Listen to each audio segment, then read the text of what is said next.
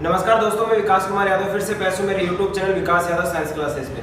दोस्तों, अपने पिछले वीडियो में बात कर ली थी फीमेल्स के मेन रिप्रोडक्टिव ऑर्गन के बारे में, आज प्राइमरी रिप्रोडक्टिव ऑर्गन के बारे में। आज बात करने वाला है अपन सेकेंडरी रिप्रोडक्टिव ऑर्गन के बारे में कि फीमेल्स के अंदर से जो सेकेंडरी रिप्रोडक्टिव ऑर्गन होते हैं वो कौन कौन से होते हैं। अच्छा, बात करें फीमेल्स के अंदर होता क्या है, जो ओवरी होता है वो आपका मेल रिप्रोडक्टिव ऑर्गन में आता है। इसके अलावा बाकी जो शेष रिमेनिंग जो ऑर्गन है वो सारे के सारे आते हैं सेकेंडरी रिप्रोडक्टिव ऑर्गन में। अच्छा, सेकेंडरी रिप्रोडक्टिव ऑर्गन में आते हैं, फर्स्ट आती है आपकी ओविडक्ट। तो आज अपन स्टडी करने वाले हैं ओविडक्ट के बारे में। अच्छा, इसके स्ट्रक्चर देख लेते हैं। सबसे पहले यहाँ से ये क्या होती है, थोड़ा सा पतला या निकला भाग होता है, जबकि थोड़ा सा यहाँ इसका कवर्ड पार्ट होता है, मतलब मुड़ा हुआ भाग होता है, और यहाँ आके एक फनल लाइक स्ट्रक्चर में बढ़ जाता है, मतलब कीपनुमा करते बढ़ जाता है। तो ये वाला जो स्ट्रक्चर होती है इसे कहा जाता है ओविडक्ट या फैलोपियन नलिका। तो बात करते हैं, आज अपना ऑर्गन रहेगा फैलोपियन नलिका या ओविडक्ट।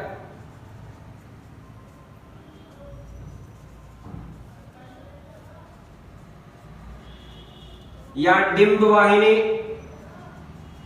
या फिर इसे कहा जाता है अंडवाहिनी।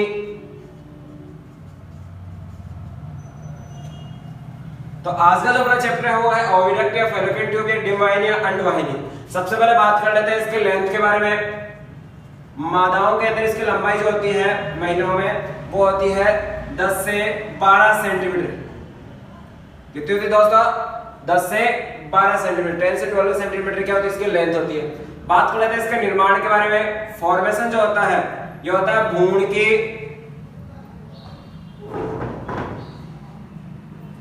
भ्रूण की मुलेरियन नलिकाओं द्वारा।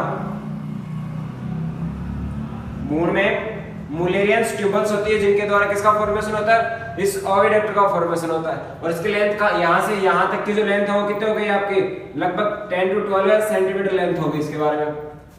अच्छा, इसके बाद बात करते हैं नोट में इंपोर्टेंट क्वेश्चन पूछा जाता है ट्यूबेक्टोमी। क्या बोला जाता है? ट्यूबेक्टोमी। एक नोट में जेआईसी एग्जाम में, कंपटीशन एग्जाम में पूछा जाता है ट्यूबेक्टोमी। इसे कहा जाता है सामान्य भाषा में महिला नसबंदी। क्या कहा जाता है इसे? महिला नसबंदी।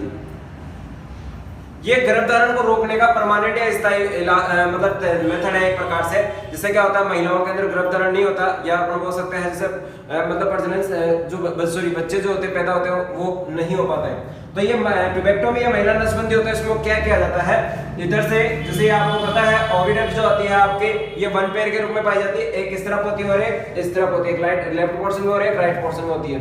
तो इस तरफ से क्या कर दिया जाता है, इसको काट करके यहाँ से क्या कर दिया जाएगा, फिर इसको धागे से मोड़ करके फोल्ड करके और यहाँ से इसको बांध दिया जाएगा, और इधर भी क्या किया जाएगा, इसको इधर फोल्ड करके और धागे से इधर बांध दिया जाता है। मतलब बिल्कुल इनको सर्जरी से क्या करते हैं, कट करके इनको अलग दोनों तरफ से मोड़ कर क्या करते हैं, धागे से बांध देते हैं। और इस तरफ भी यही मेथड यूज किया जाता है, इस तरफ भी यही मेथड यूज किया जाता है। इस सिचुएशन में क्या होगा कि यहाँ से ओवरी से एग फॉर्म होंगे, एग फॉर्म होने के बाद में एग इसके अंदर एंटर मतलब इसके अंदर एंटर होते हुए यहाँ से मूवमेंट करेंगे, लेकिन वो आगे नहीं जा पाएंगे। आगे वेन ना होने के बाद कारण, रास्ता ना होने के कारण आगे नहीं जाते। इधर से जो स्पर्म होते हैं महिलाओं फीमेल्स के अंदर ड्यूरिंग सेक्स, तो ये जो स्पर्म होते हैं वो भी क्या होंगे, यहीं तक पहुंच पाएंगे, इससे आगे स्पर्म भी नहीं पहुंच पाएंगे, और फर्टिलाइजेशन प्रोसेस क्या हो जाएगी, स्टॉप हो जाएगी। इन दिस केस क्या होगा, फिर महिलाएं प्रेग्नेंट नहीं हो पाएगी। चलो ठीक है, बात करते हैं यहाँ तक। तो ट्यूबेक्टोमी या महिला नसबंदी में क्या किया जाता है, शल्य क्रिया द्वारा फैलोपियन नलिका या अंडवाहिनी को काट कर धागे से बांधना।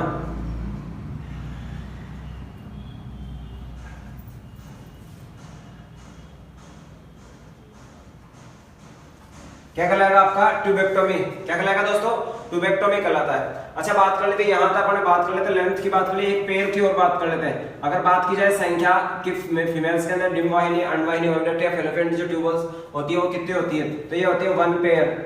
कितनी होती है दोस्तों, 1 पेयर होती है। अच्छा, इसके बाद में बात करते हैं ये जो ओविडक्ट होती है इसके कौन कौन से पार्ट्स होते हैं। मैंने इसके बारे में पढ़ लिया, मेथड के बारे में। अब देखते हैं इसके कौन कौन से पार्ट्स होते हैं। तो दोस्तों पार्ट्स होते हैं, एक तो आता है आपका ये वाला पार्ट फूला हुआ जो कि फनल लाइक स्ट्रक्चर के अंदर है। थर्ड आता है आपका ये ट्रेंड पार्ट, और सॉरी सेकंड आता है ट्रेंड पार्ट, और थर्ड आता है आपका ये वाला पार्ट। तो ओविडक्ट जो होती है उसके 3 पार्ट्स पाए जाते हैं। तो यहाँ पर पढ़ लेते हैं पार्ट्स ऑफ ओविडक्ट। क्या पढ़ते हैं दोस्तों, parts of oviduct. Parts of oviduct में फर्स्ट पार्ट आता है आपका इनफंडिबुलम। ये जो फनल लाइक स्ट्रक्चर में है, जो ऐसे आकार ले रखा है, मतलब आगे जाके थोड़ा सा चौड़ा हो रहा है, ठीक है, इस वाले पार्ट को बोलते हैं इनफंडिबुलम। तो फर्स्ट पार्ट आ गया इनफंडिबुलम, या इसे बोला जाता है कीपक। क्या बोलते हैं इसे? कीपक, इनफंडिबुलम या कीपक। अच्छा, इसके बारे में बात करें तो इसके अंदर ये क्या होता है, इसके अंदर ये जो ओवरी के पास वाली जो ये स्ट्रक्चर पाई जा रही है आपकी, ये स्ट्रक्चर जो प्रेजेंट हो रही है जो इस प्रकार से है, इसे बोला जाता है झालर या फिम्ब्री। क्या बोला जाता है दोस्तों इसे? फिम्ब्री। तो इसे बोल सकते हैं इसमें अंतिम पार्ट या इनफंडिबुलम, इसका अंतिम भाग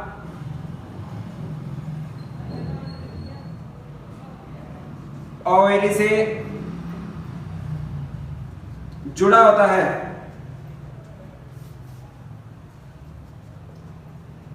जिसे फिम्ब्री या झालर कहा जाता है। इस फिम्ब्री या झालर का कार्य क्या होता है, इसका ये फंक्शन क्या होता है? ये क्या करेगी, जैसे एग फॉर्मेशन के बाद में ओवुलेशन प्रोसेस होगी, तो ओवुलेशन प्रोसेस में जो एग एग्जिट होते हैं, यहां से रिलीज होते हैं, उनको क्या करने का काम होता है? कैप्चर करने का काम किसका होता है? आपके इनफंडिबुलम का, कीपक का। अच्छा, इनफंडिबुलम पार्ट के अंदर एक होल और पाया जाता है, जिसे ये रहा, इसे कहा जाता है ऑस्टियम। क्या कहा जाता है दोस्तों इसे? ऑस्टियम। ठीक है, तो मैं यहां लिख देता हूं, इसी भाग में, इस भाग में अंडाणु को अंडवाहिनी में प्रवेश करवाने के लिए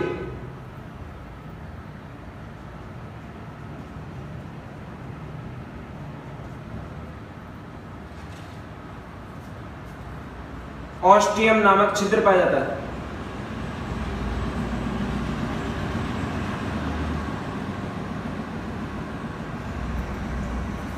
कौन सा छिद्र पाया जाता है दोस्तों? ऑस्टियम छिद्र पाया जाता है। अच्छा, तो यहाँ से अब थोड़ा सा नोटिस करें, जैसे मान लीजिए ओवरी स्ट्रक्चर हो गई, और जैसे मान लीजिए ये जो है आपका इनफंडिबुलम हो गया। अब इनफंडिबुलम का आगे वाली जो स्ट्रक्चर होती है वो क्या होती है? आपकी झालर या फिम्ब्री स्ट्रक्चर होती है।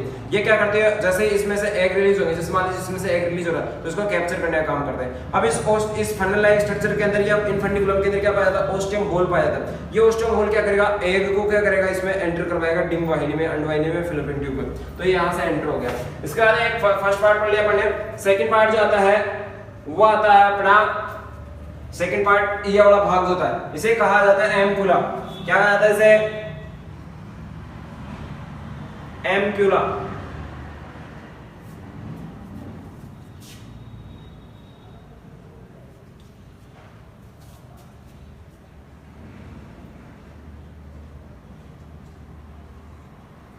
सेकंड पार्ट जो होता है इसे क्या कहा जाता है? एम्पुला। अच्छा, ये एम्पुला क्या होता है? ये अंडवाहिनी का मुड़ा हुआ भाग होता है, तो बोल सकते हैं मुड़ा हुआ भाग।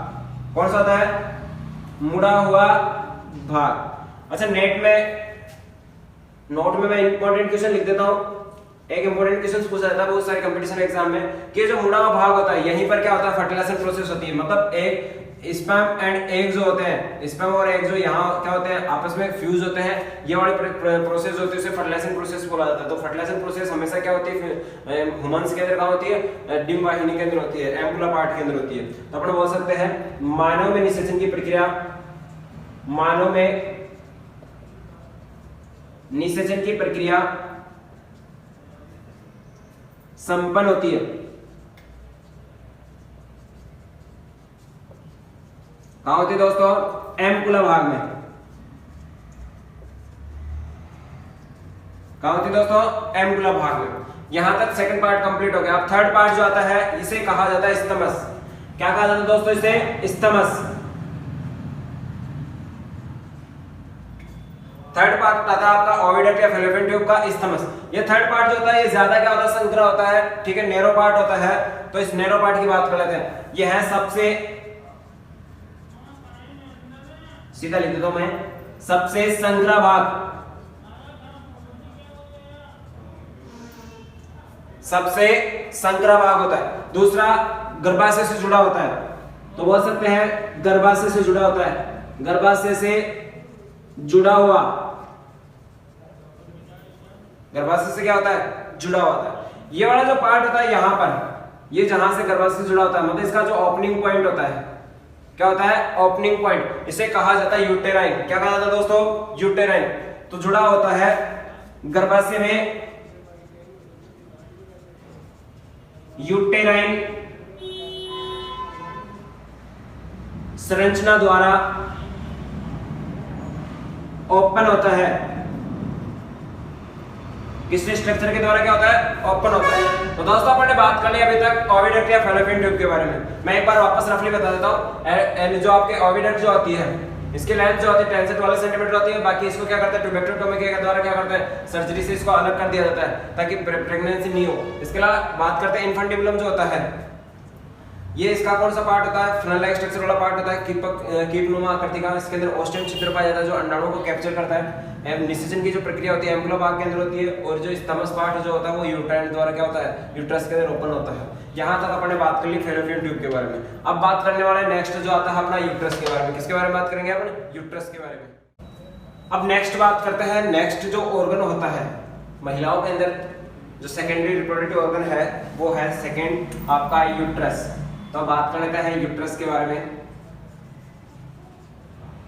इस मींस गर्भाशय के बारे में। किसके बारे में बात कर लेते हैं? गर्भाशय के बारे में। बात करते हैं आकार जो होता है, सबसे पहले इसके आकार की बात की जाए। आकार जो होता है नाशपाती के समान होता है।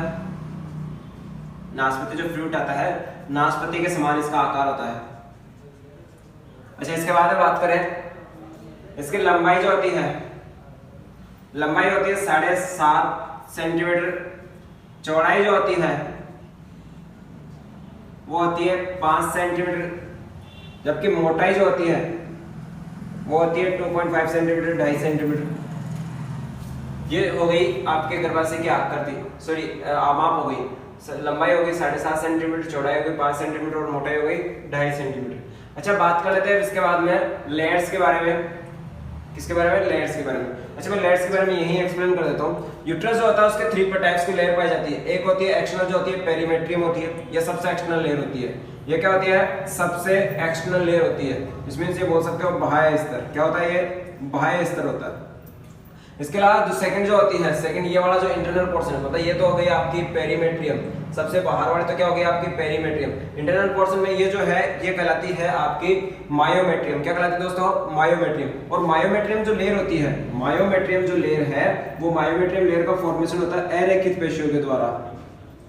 अरेखित मसल्स जो होती है, अरेखित पेशियां जो होती है, इनके द्वारा होता है। किसके द्वारा होता है?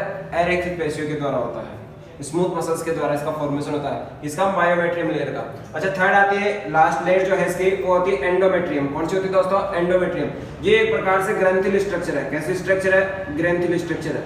क्या है? कौन सी स्ट्रक्चर है? ग्रंथिल स्ट्रक्चर है, जहां से भ्रूण इम्प्लांट होता है। इसके ऊपर क्या होता है? एम्ब्रियो जो होता है वो क्या होता है? इम्प्लांट होता है प्लेसेंटा के थ्रू। तो ये क्या करती है? ग्रंथिल स्ट्रक्चर होती है। कौन सी? एंडोमेट्रियम। तो अपन ने बात कर ली यूट्रस के 3 लेयर्स के बारे में। अब बात करते हैं पार्ट्स के बारे में। तो यहां मैं बात कर लेता हूं पार्ट्स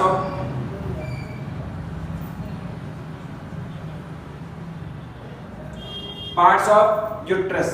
फर्स्ट पार्ट आता है आपका फंडस पार्ट। कौन सा दोस्तों? Funds part. फंडस पार्ट ये होता है जो आपका क्या है? केप लाइक स्ट्रक्चर के अंदर है। तो अपन बोल सकते हैं टोपिनुमा। टोपिनुमा आकृति में किस आकार में पाया जाता है? टोपिनुमा आकृति में पाया जाता है। ये क्या करता है? जो भी मतलब झटके जो होते हैं या फिर जो मतलब अपना स्टमक होता है उसको क्या करता है? आपके यूट्रस से अलग करने का काम करता है। इसके बाद सेकंड जो पार्ट आता है ये आता है आपका बॉडी वाला। कौन सा पार्ट आता है दोस्तों? बॉडी वाला। यहाँ पर एम्ब्रियो जो होता है या फिर जो बच्चा होता है वो डेवलप होता है। तो सेकंड पार्ट आता है आपका बॉडी, या फिर इसे बोला जाता है काय। बॉडी या काय। यहां होता है भ्रूण का परिवर्तन। भ्रूण का परिवर्तन होता है। थर्ड पार्ट जो आता है वो आता है आपका सर्विक्स पार्ट या गिरवा भाग। कौन सा पार्ट है? सर्विक्स या गिरवा भाग। तो यूट्रस का थर्ड पार्ट है आपका सर्विक्स या गिरवा पार्ट। सर्विक्स या गिरवा पार्ट जो होता है ये क्या करता है? ये पहले तो बात है संग्रह भाग होता है। कैसा भाग होता है? ये संग्रह भाग होता है। दूसरा ये क्या करता है, डिलीवरी के टाइम पे क्या करेगा, ये यहाँ से क्या होगा, ओपन होगा और जो बच्चा है, बेबी है जो है, वो क्या होगा, नीचे की तरफ बर्थ कैनाल के द्वारा, वेजाइना के द्वारा बॉडी से आउट हो जाएगा। तो ये थर्ड पार्ट अपन बोल सकते हैं, यह योनि से जुड़ा होता है। किससे जुड़ा होता है, योनि से जुड़ा होता है। यहां तक अपन ने बात कर ली। सेकंड पार्ट हो गया अपना यूट्रस, सेकंड रिप्रोडक्टिव ऑर्गन हो गया। अच्छा, इसके बाद में बात करते हैं यूट्रस के बाद में लास्ट जो आता है ऑर्गन, वो कौन सा आता है, वेजाइना आती है। कौन सी आती है, वेजाइना। अब इस वेजाइना के बारे में पढ़ते हैं। तो वेजाइना जो होता है एक्सटर्नल पार्ट होता है और ये क्या होता है आपका एटमॉस्फेयर से क्या होता है, कनेक्टेड होता है। अब इसकी इंटरनल स्ट्रक्चर की बात कर लेते हैं, वेजाइना की इंटरनल स्ट्रक्चर कैसे होती है, तो देखते हैं आगे दोस्तों। तो नेक्स्ट पढ़ रहे हैं स्ट्रक्चर ऑफ वेजाइना। सी है अपना वेजाइना या फिर योनि पार्ट। तो फीमेल्स के अंदर बात करते हैं, थर्ड जो होता है वो होता है आपका रिप्रोडक्टिव ऑर्गन जो है वो आपका वेजाइना या योनि होती है। वेजाइना या योनि जो होती है इसकी स्ट्रक्चर अपन यहाँ बना दी है। अच्छा, वेजाइना स्ट्रक्चर जो होती है, यहाँ इसके जो खुलने के स्थान पर जो क्या होता है, यहाँ पर एक सूक्ष्म झिल्ली पाई जाती है, जिसे कहा सूक्ष्म म्यूकस की झिल्ली पाई जाती है, जिसे कहा जाता है हाइमन। क्या कहा जाता है दोस्तों, हाइमन कहा जाता है। क्या कहा जाता है दोस्तों, हाइमन कहा जाता है। ये हाइमन जो होता है, हाइमन जो झिल्ली होती है, ये प्रथम बार सेक्स के समय या फिर जो हार्ड वर्क होता है फीमेल्स के अंदर, हार्ड वर्क करने से क्या होता है, ये यहाँ से हट जाती है, जिससे क्या माना जाता है, कुंवारापन का क्या माना जाता है, संकेत भी माना जाता है। तो ये हाइमन झिल्ली हट जाती है। अच्छा, इसके खुलने के स्थान पर यहाँ पर कुछ बैक्टीरिया पाए जाते हैं, जिन बैक्टीरियाओं के नाम होते हैं, कुछ बैक्टीरिया है जैसे है आपका लैक्टोबैसिलस,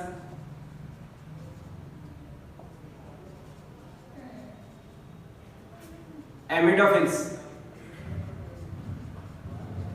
लैक्टोबैसिलस एमिडोफिल्स, या फिर डॉटरलैंस